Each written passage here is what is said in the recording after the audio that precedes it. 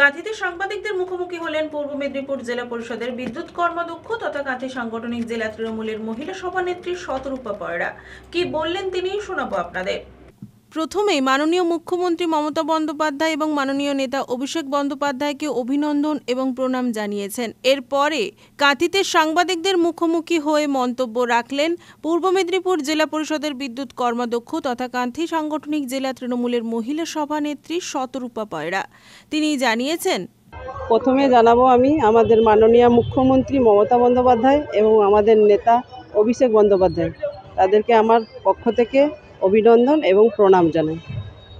দল আমাকে এই দায়িত্বটা দিয়েছেন, তার জন্য আমি খুব নিজেকে গর্ব মনে করছি, যাতে এইটা আমি ভালোভাবে কাজ করতে পারি সেদিকে আমি নিজে থেকে দায়িত্ব নিয়েছি।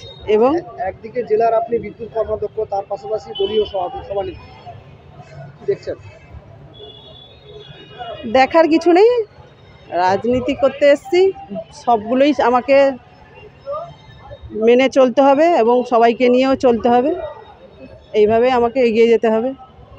লক্ষ্য কি থাকবে আগামী দিনে? দল যেটা সিদ্ধান্ত করবে সেটাই আমি মেনে নেব। পুলক বেরার রিপোর্ট, খবর BCBS।